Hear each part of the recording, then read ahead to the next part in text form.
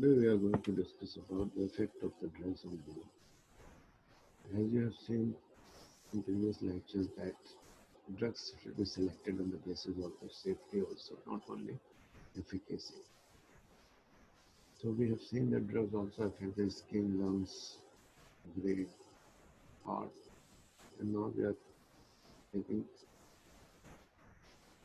the advantage of this lecture that what is the effect of the drugs on bone.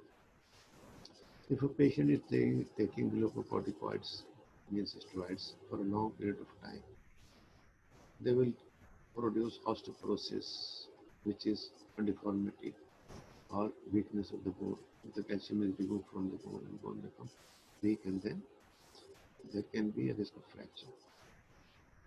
In the same way, if we are using anti-tuberculous drugs, ethambutol, pyrazinamide, can increase the blood uric acid, causing a gout-like disease.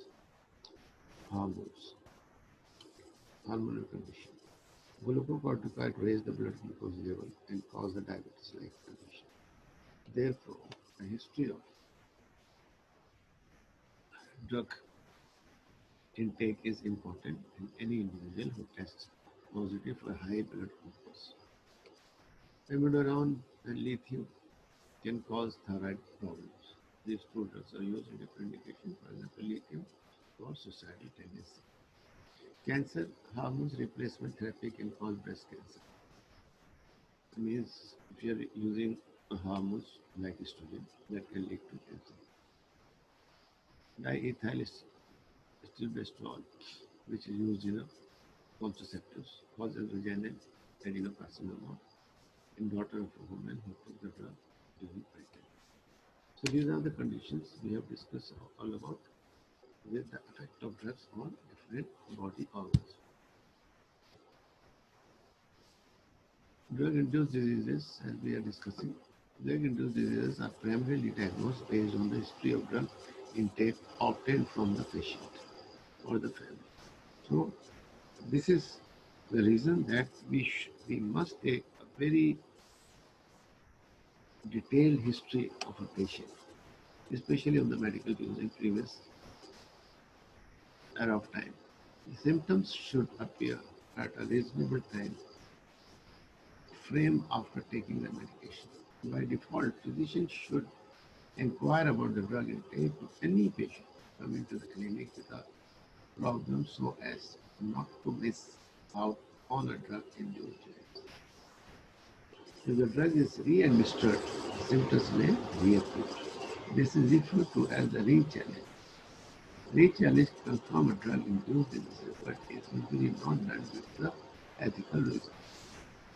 A patient, if he is continuously taking aspirin or as a preventive measure, he may come to you with a complaint of ulcer, gastric ulcer. So history is very important about the drugs because he has taken previously. Now we talk about the drug-induced diseases treatment. The first step in the treatment of drug-induced disease is to report the adverse effect to the physician who may stop the intake of the medication or at time, reduce the dosage gradually, and replace with an appropriate alternatives. Either the patient should report to the physician about his complaints, and the doctor will change the medicine or reduce the dosage. So he will come out from that condition. Many times, a simple step can relieve the patient of symptoms. Those who do not recover require additional treatment depending on the adverse event. Prevent drug-induced diseases.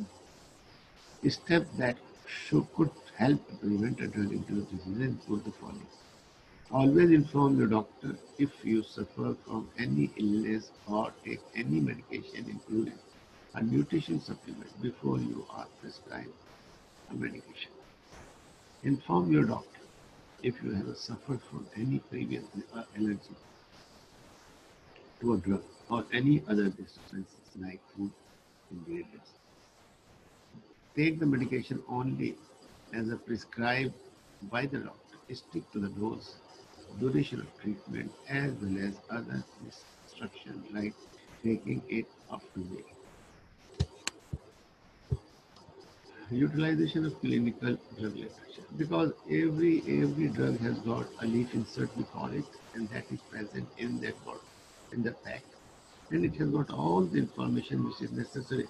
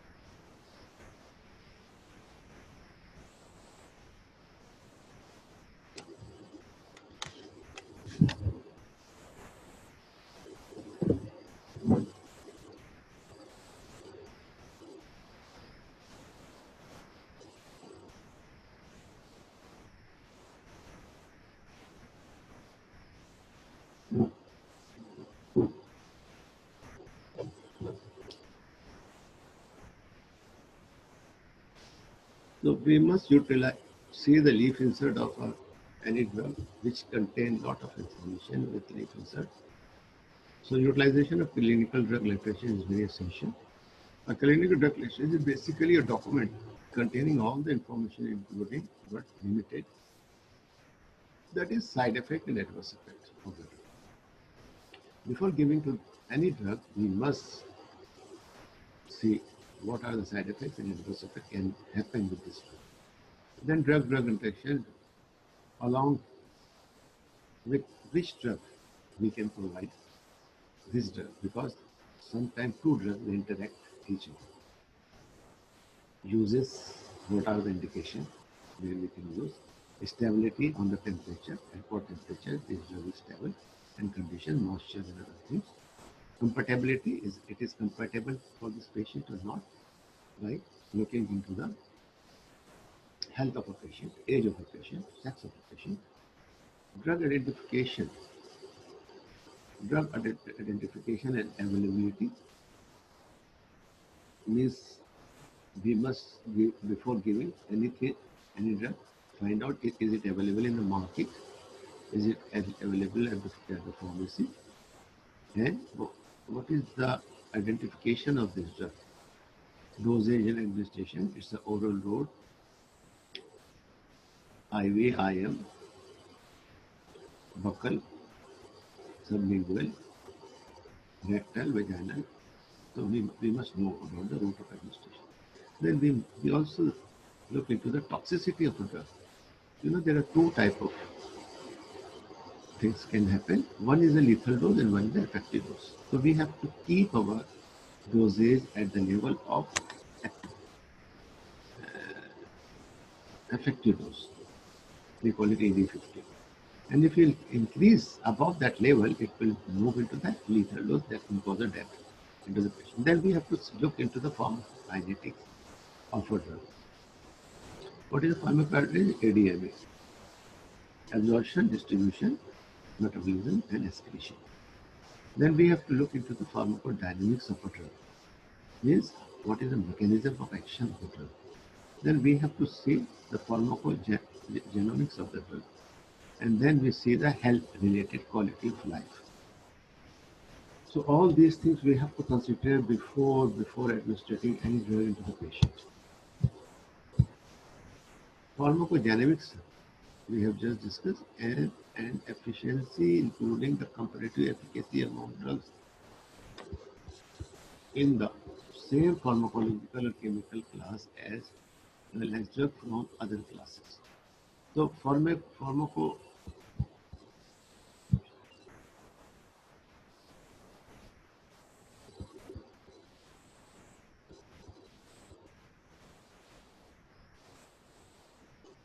here we are talking about the pharmacoeconomics.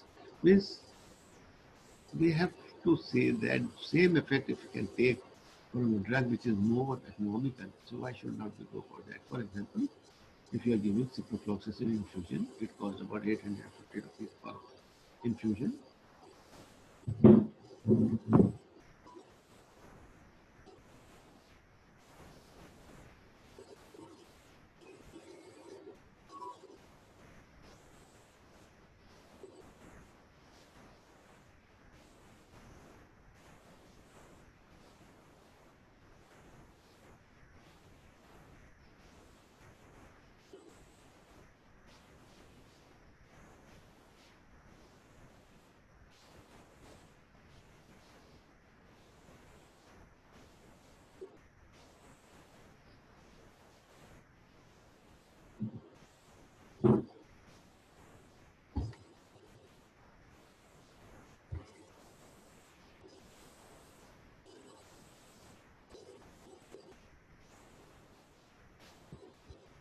So we were talking about the pharmacoeconomics, means we have to select the drug. For example, I'll give you an example of the ciprofloxacin, which is a ciprofloxacin from the Bayer pharmaceutical company. It costs about 8 to 900 rupees per infusion, and the same drug with the name of Novidet from Sanil costs 160 rupees only, and Novidet is also equivalent effective as ciprofloxacin.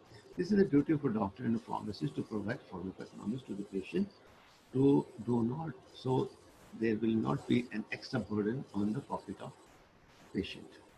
Reviewing, analyzing, evaluating, interpreting the clinical drug literature are important. Responsibility of the health care professionals, and particularly for the pharmacists who are expert on the field. The advances in computer technology, continual growth of the internet, and widespread availability of the database, such capabilities have placed unprecedented amount of the information into the individual brain.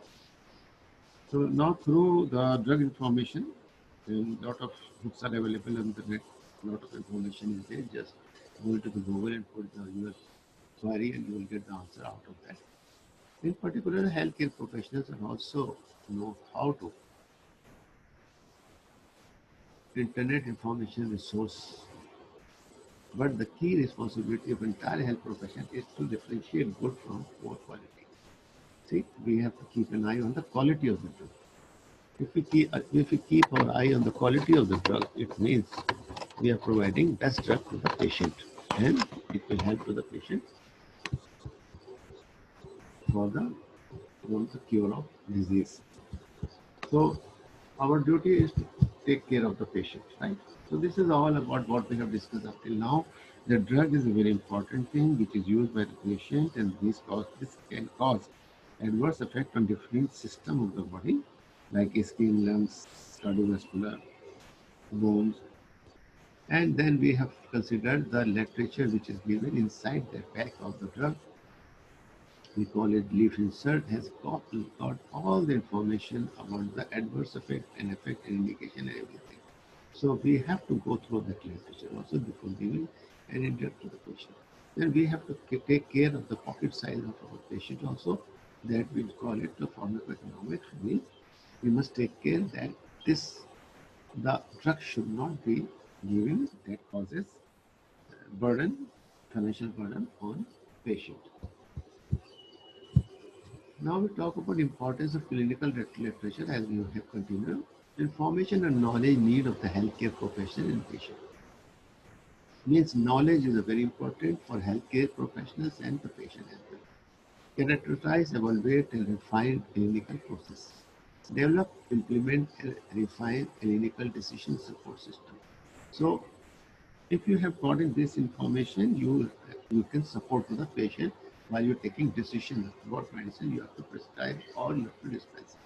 Lead or participate in the procurement when the drugs comes in your hospital. You must participate in that while you're making hospital formulary. Customization means according to the need of the patient, what customer want means patient want. Then development, implementation, the action, management, how to manage it, evaluation, what are the results, and continued improvement of clinical information system. Means in your hospital you must set up a system which will give you an clinical information about the drugs, and you must upgrade that information every day. Literature evaluation is a skill developed with a repeated use. If you use it again and again, those literature which is given inside the drug or through other sources, that will enhance your knowledge. Learn to identify limitations. What are the limitations? How far we can go? Determine internal and external validity of a trial. If there is a trial of this drug, if your GPs has used a drug, if there is a report of the clinical trial, phase 1, phase 2, phase 3, phase 4, you should go through it. And the proof from the internal results and the external results should be informed to all your pharmacists. Why is it necessary to evaluate literature? Pharmacists question during round on newly published research. Now, another aspect of a pharmacist is that he must go through the literature reviews on that topic and get more and more research information which is happening in the market. This is very important. I can give you an example that once I have launched the Cefaxim third generation cephalosporin group, and that has been indicated in typhoid. But one of the lead doctors in Jinnah Dental and Medical Hospital, Shahid Milatur, she called me from the office to come and discuss with her. I went there, I found out that my drug, Cefaxim, is not effective in typhoid. So I searched the PubMed, from where I have found out lot of abstract and clinical trial abstract. And in one abstract, I have seen that the dose according to the books is 8 milligram per kg per day. But the trial has been done on 16 to 20 milligram per kg per day and result 198% in typhoid success. So I went to that lead doctor again. I talked to her and I changed the dosage form. dosage, and I say don't give 8 milligram per kg per day to children, give 60 to 20 milligram per kg per day to children in type 2. And she got a very positive result. So such a literature is a part and parcel of all the pharmacists. You must go through on PubMed or Google research where you'll find a lot of clinical trials happening in the market. Should have a skill to devise whether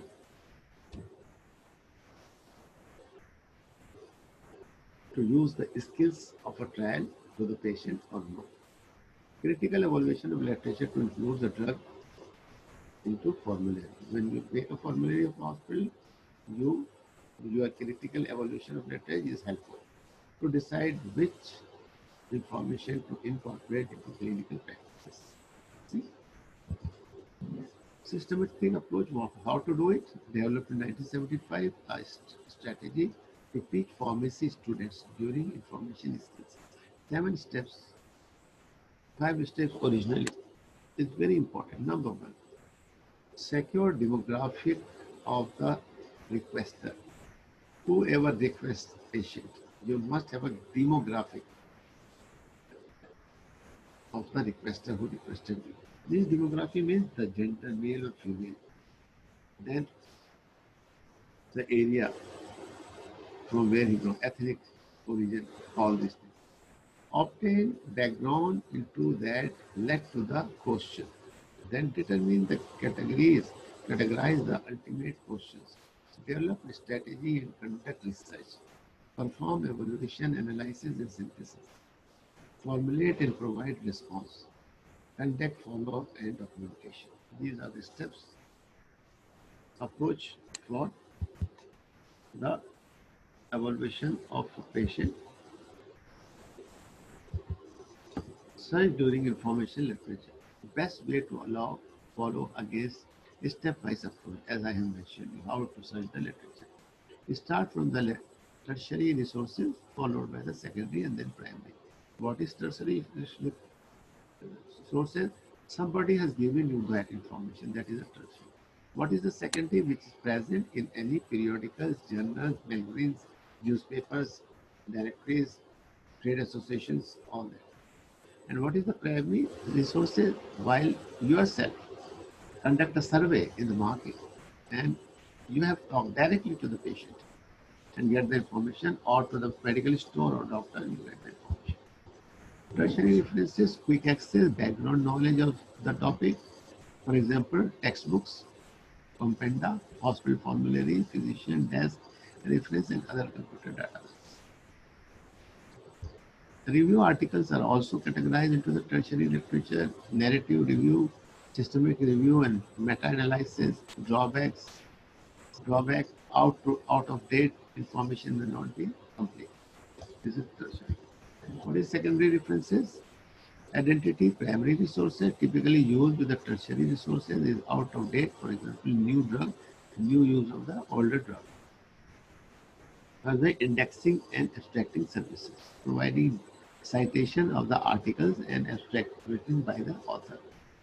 Medline, PubMed, International Pharmaceutical Abstract. These are all the areas from where you can get a lot of information about your drug. Primary references survey.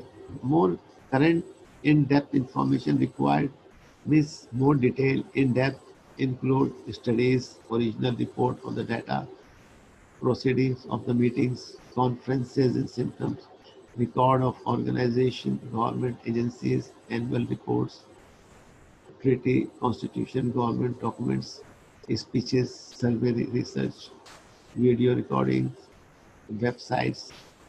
Drawback may be biased, required critical evaluation, important information may be missed if consulted solely. Methodology flow. This is all the drawbacks of evaluating a clinical study.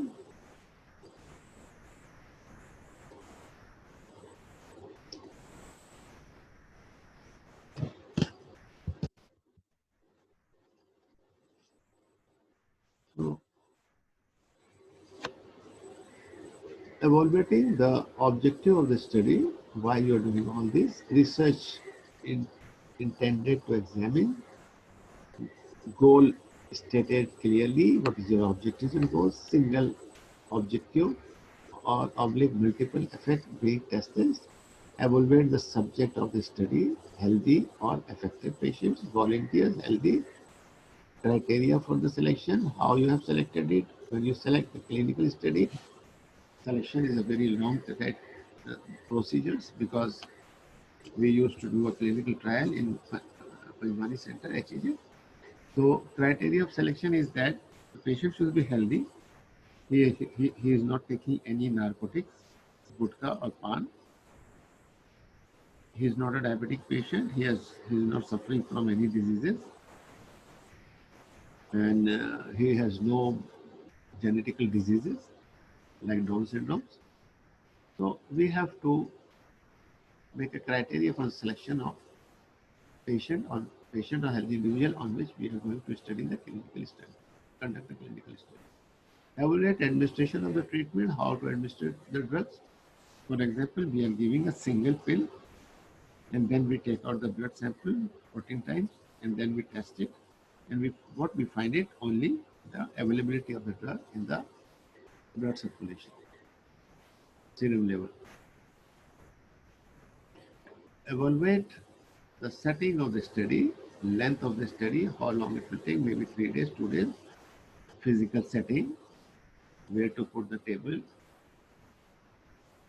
and that checking bed, stethoscope, BP apparatus, ECG machine, defibrillator if some emergency will happen, oxygen cylinder, who collect the data, who will collect the data, that is important. So these are all things involved with your clinical study. This is all about today, then we will see you in the next lecture.